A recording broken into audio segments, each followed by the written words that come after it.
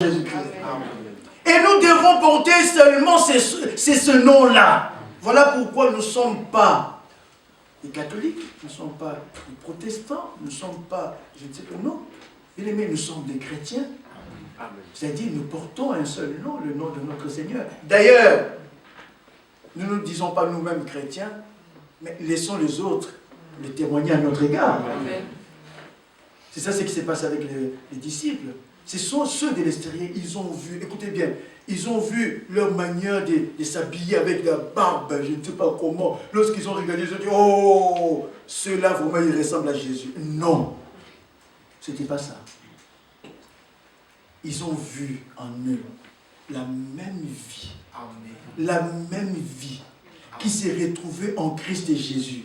Se retrouvant dans chaque apôtre, dans chaque disciple. Ils ont regardé, ils ont dit, vraiment, ce gens-là ressemble vraiment à Christ. Amen. Alors la Bible dit, c'était la première fois à Antioche qu'on a appelé les disciples. Vous voyez, les disciples, c'était la première fois qu'on les a appelés de petits Christ.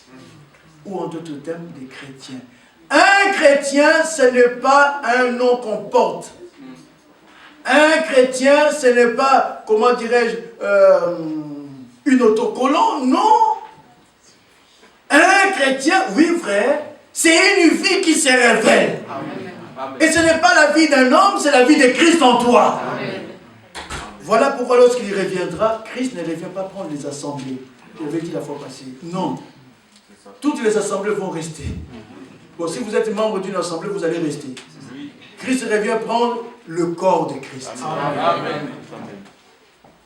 Amen. Amen. Soyons membres du corps de Christ. Amen. Et pour y entrer dans ce corps, on n'adhère pas. Pour y entrer, c'est par le moyen du baptême du Saint-Esprit. Nous naissons de nouveau. Le même esprit qui nous a conduits dans la nouvelle naissance, le même esprit nous place dans le corps. Et nous devenons membres du corps de Christ. Amen. Et étant membres les uns les autres, nous nous aimons les uns les autres. Amen. Tu ne peux pas faire du mal même à ton doigt. Le jour où on m'avait opéré de mon ongle là, c'était quoi, le panari, tout. C'était ici simplement le doigt. Mais tout le corps souffrait. Le doigt simplement. Réaliser, mon frère, ma soeur, peut-être, moi je suis peut-être un simple ongle. Hein? Mais j'ai ma place. Il faut que je reste là. Le jour où vous verrez un homme avec un ongle ici, en tout cas vous allez fuir. Comment un homme avec un ongle au niveau du visage? Non! Hein? Vous voyez peut-être un jour un homme avec le bras au niveau de la tête. En tout cas, les gens vont dire, c'est un monstre. Le corps de Christ n'est pas un monstre. Non, non, non, non. Dans le corps de Christ est parfait. Amen. Chaque membre a sa fonction. Amen. Amen. Hier, je parlais avec mon frère Moutouké. Je disais, bien mes frères et sœurs, je veux le répéter encore pour que vous compreniez. Au milieu de nous, aucun homme est indispensable. Amen. Quand quelqu'un commence à penser disant que si moi je ne suis pas là, tout est foutu, c'est un esprit mauvais. Nous disons, si Jésus-Christ n'est pas là, tout est foutu. Vous comprenez? Si tu penses que toi tu es indispensable, Dieu va te montrer. Parce qu'il a tout le moyen possible. Parce que lui, son problème, c'est atteindre son but. Et il va atteindre son but avec son peuple. Hein? Il peut t'enlever. Il met quelqu'un d'autre à ta place. C'est ça ce qui s'est passé avec beaucoup de hommes politiques de ce monde. Hein. Il y a eu une dame là, Madame de Fer de l'Angleterre. Hein. Cette dame-là ne voulait pas l'Europe. Elle était contre l'Europe. Oh, l'esprit du temps, c'est l'Europe unie. Mais vous voyez qu'est-ce qui s'est passé avec elle? Enlevée. Aujourd'hui, entre guillemets, bon, je passe entre guillemets, tout homme politique qui travaille contre l'Europe, comprenez que cet homme-là n'aura jamais de pouvoir. Parce que l'esprit de cet homme, c'est l'esprit de l'Europe unie. Alors, je disais que personne au milieu de nous est indispensable. Non, non, non, non, non. Nous sommes tous frères et sœurs. Amen. Amen. Je remercie le Seigneur. Hein. Je sais qu'il y a des fois les acquis babyloniens restaient un tout petit peu au milieu de nous. Vous savez comment, dans les dénominations, les gens font des courbettes devant le pasteur. Oh pasteur, oh pasteur. Non. Nous nous appelons les uns les autres frères et sœurs. Est-ce que vous comprenez? Frères et sœurs. Nous sommes de frères. Nous sommes de frères. Alléluia. Nous sommes de frères. J'insiste bien là-dessus. Bon, si quelqu'un vient de sortir, je tolère. Hein, mais néanmoins, la correction va venir. La correction va venir. Nous, bien aimés, c'est vrai, chacun, le Seigneur a donné le don comme lui-même a voulu. Mais néanmoins, nous sommes identiques, nous sommes égaux. Christ, lui seul, est au-dessus. C'est lui le chef. Et la Bible dit, l'œuvre de l'Éternel prospérera entre les mains d'un prophète. Non, prospérera entre ses propres mains. Amen.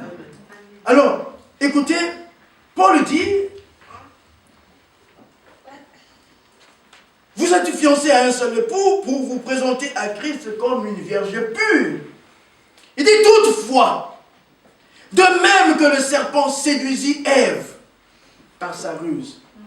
Pourquoi Paul, parlant de l'église épouse, que vous êtes fiancés à Christ comme un seul époux, hein, et je veux bien vous présenter à lui comme une vierge pure.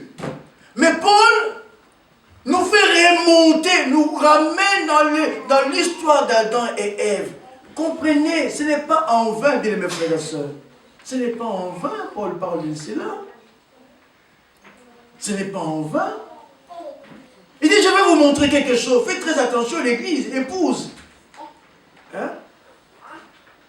Il y a quelque chose qui s'est passé avec Adam et Ève, particulièrement avec Ève. Je crains que ce qui est arrivé avec Ève puisse aussi vous arriver. Remarquez que le souhait, c'était que l'Église soit présentée, soyez très attentifs maintenant, l'Église soit présentée à Christ comme une vierge pure. C'est-à-dire une femme qui ne connaît point d'homme. Mais je crains que ce qui s'est passé avec Ève puisse aussi se passer avec vous. Est-ce que vous comprenez? Vous comprenez que Ève avait perdu sa virginité? Sinon, cette parole n'a pas de sens. Ève avait perdu sa virginité avant même d'être présentée à Adam.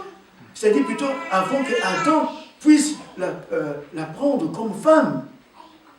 Et la crainte de Paul était celle-là. Écoutez, comment est-ce qu'on peut perdre la virginité? Écoutez, toutefois de même que le serpent séduisit Ève par sa ruse, je crains que vos pensées ne se corrompent et ne se détournent de la simplicité à l'égard de Christ. La simplicité à l'égard de Christ. Lorsque le pensée se détourne de Christ, bien aimés frères et sœurs, c'est déjà un véritable risque. C'est comme ça qu'on commence déjà à perdre notre virginité. Vous savez que pour qu'on puisse commettre adultère, pour commettre un acte, ça commence toujours dans les pensées. Toujours dans le pensée. Toujours dans le pensée. Avant que tu commettes un acte, d'abord la pensée vient. Voilà pourquoi le Seigneur a dit, celui qui regarde une femme pour la convoiter a déjà commis adultère. Tu as déjà commis adultère.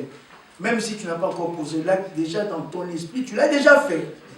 C'est ainsi qu'avec Ève aussi, ça s'est passé comme cela. Déjà dans la pensée d'Ève, le diable l'avait déjà détourné, l'avait déjà amené loin, loin. Parce que le diable avait interprété la parole. Il a interprété la parole. Et Ève a cru l'interprétation de la parole. C'est de cette manière que Ève avait perdu, déjà, d'une manière spirituelle, perdu déjà sa virginité. Et après, elle a commis l'acte. Et nous, Dieu veut que nous gardions notre virginité. Amen. C'est-à-dire, à tant que l'Église épouse, nous devons garder notre virginité. Nous ne devons pas nous détourner nos pensées à l'égard de Christ. Et j'ai beaucoup aimé le terme que l'apôtre a dit, de la simplicité. Vous voyez, les choses de Dieu sont tellement simples. Lorsque on essaye de jeter l'intelligence de l'homme, ça se complique et ça nous amène loin de Dieu. Mais écoutez, verset 4. Il dit, car si quelqu'un vient vous prêcher un autre Jésus, si quelqu'un vient vous prêcher un autre Jésus, que c'est lui que nous avons prêché, vous voyez, donc les apôtres de Christ, Paul, Pierre et les autres ont prêché le Jésus de la Bible. Donc si quelqu'un ne prêche pas l'évangile comme Paul a prêché, il est en train de prêcher un autre Jésus. Le Jésus qu'on prêche dans un évangile interprété, ce n'est pas le Jésus que Paul a prêché. Le Jésus qu'on prêche dans un évangile interprété, ce n'est pas le Jésus que Pierre a prêché. Non, non, non. Voilà pourquoi, bien mes frères et sœurs, vous comprenez pourquoi l'appel est en train de retentir, disant au peuple de Dieu, retournez à ce qui était au commencement. Croyez l'évangile que Paul a prêché. Croyez l'évangile que Pierre a prêché. Restez avec cet évangile-là. Il n'y a pas un autre évangile. Non, non, non, non. L'évangile éternel, c'est l'évangile que Paul, Pierre et les autres ont prêché. Mais après eux, il y a eu une falsification de l'évangile. Dans cet évangile falsifié, on trouve un autre Jésus.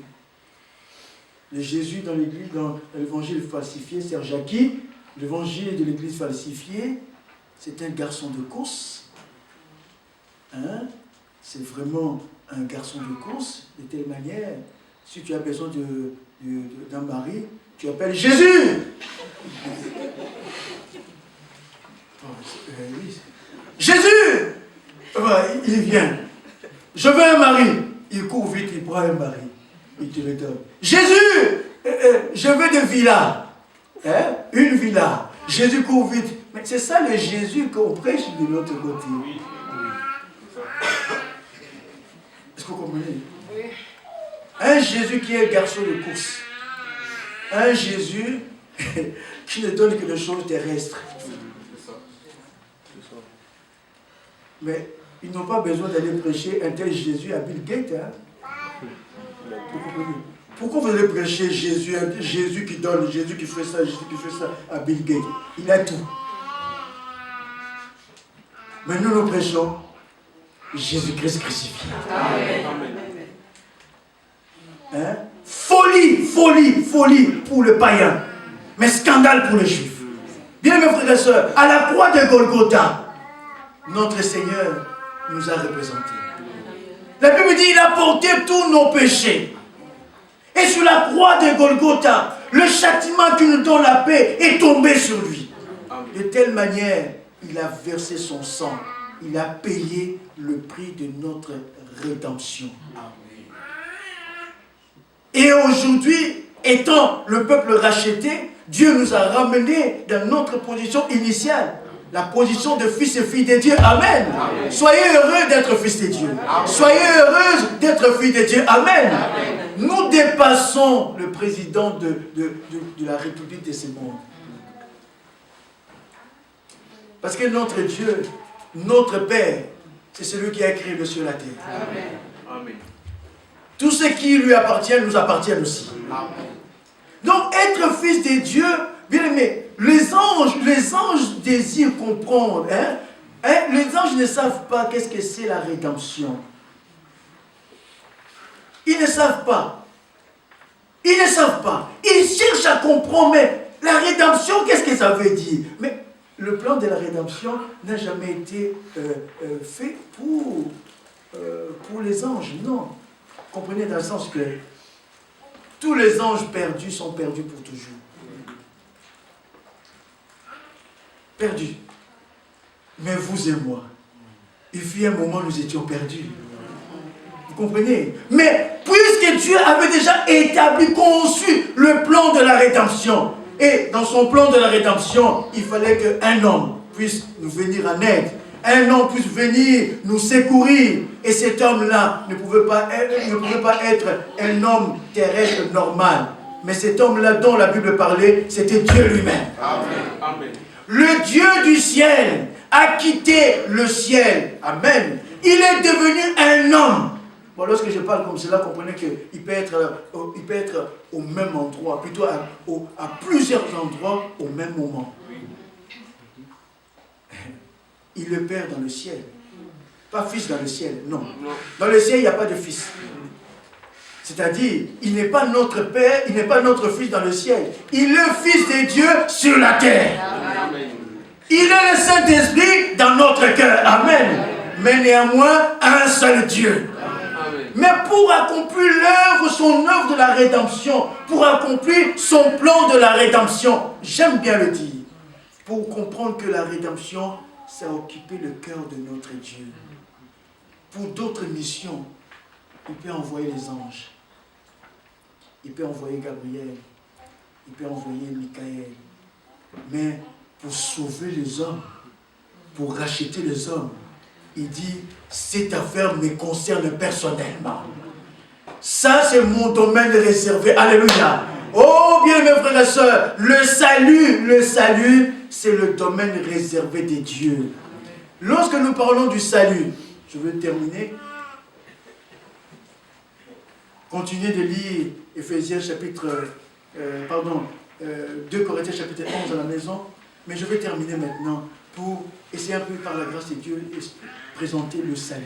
Regardez bien mes frères, lorsque nous parlons du salut, le salut ne concerne pas simplement le pardon de nos péchés. Non. Le salut englobe beaucoup de choses. Dans le salut, lorsque la Bible parle de salut, dans le salut, nous avons la justification, c'est-à-dire le pardon de nos péchés. Dans le salut-là, nous avons la sanctification.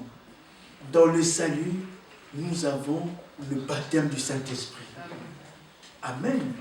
Et Dieu veut atteindre ces buts-là avec chacun de nous individuellement. Mais pour atteindre ces buts, il fallait que Christ meure d'abord.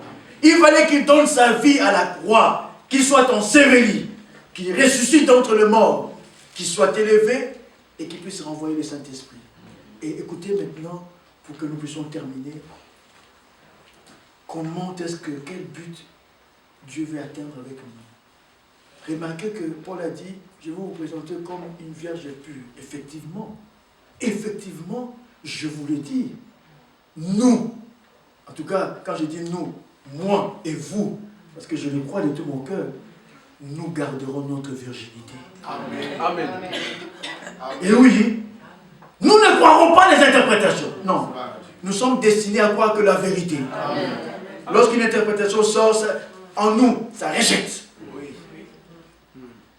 Est-ce que vous croyez cela? Amen. Amen. Nous avons été déjà typifiés depuis l'Ancien Testament par Rebecca. Alléluia. Rebecca fut présentée à Isaac étant vierge. Amen. Toi et moi aussi nous serons présentés étant vierges. Amen. Rebecca a rencontré Isaac dans un champ. Amen. Est-ce que vous comprenez cela? Eh oui, c'était déjà l'image, c'était vraiment déjà le plan de Dieu qui nous a été déjà révélé. Remarquez bien que c'était dans le champ. Vous et moi, nous rencontrerons notre Seigneur Jésus-Christ dans les airs. Amen. Amen. Amen. Amen. Rebecca elle a été appelée. Elle fut sortie d'un lieu. Mais comment fut-elle sortie? Il y a eu un message qui lui a été envoyé.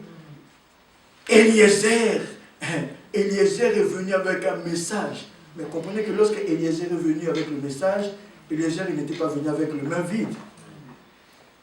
Eliezer est venu avec le message et le message, oh, le temps nous fait défaut.